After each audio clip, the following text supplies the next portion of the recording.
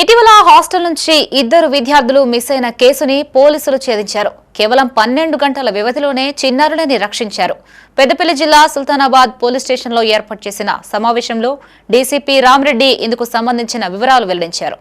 July 29 తెల్లవారుజామున ఇద్దరు minor బాలికలు పట్టణంలోని బాల్ సదన్ కాంపౌండ్ గోడ దూకి పారిపోయారు.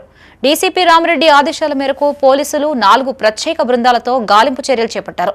బాలికలు సుల్తానాబాద్ చౌరస్తా నుండి ఆటోలో పెద్దపల్లి రైల్వే స్టేషన్ కు, అక్కడి నుండి రైలులో భువనగిరికి, అక్కడి నుంచి బస్సులో నల్గొండకి వెళ్లినట్లు సీసీటీవీ ఫుటేజీ ఆధారంగా గుర్తించారు.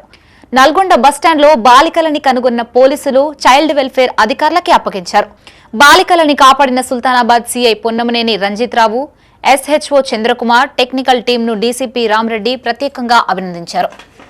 మన sub inspector Ranjith Kumar, Sultanabad sub inspector Chandrakumar, మళ్ళీ వాళ్ళ టీం కంప్లీట్ టెక్నాలజీని ఉపయోగించి 12 గంటల్లో ట్రేస్ చేయడం జరిగింది.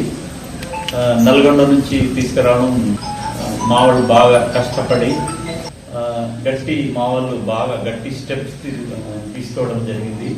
నిన్న కూడా మేము ఈ ఇన్సిడెంట్ తెలిసినప్పుడు గోదావరి ఫ్లడ్స్లో ఉంటుంది.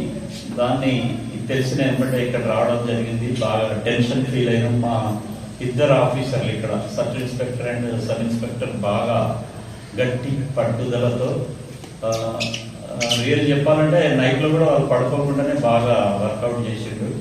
ఎనీహౌ 12 గంటల లోపల ఛేదించారు. అంటే తీసుకురావడం కొంచెం లేట్ అయినా కానీ డిటెక్ట్ కావడం మాత్రం 12 గంటల లోపే హాఫ్ డేలో డిటెక్ట్ చేయడం జరిగింది. ఇంత ఫ్రీగా ఎండ్ అవుతుందని అనుకోలే. ఇద్దరు అమ్మాయిలు కన్సర్న్ డిపార్ట్మెంట్ వాళ్లకు అప్పగించడం జరిగింది.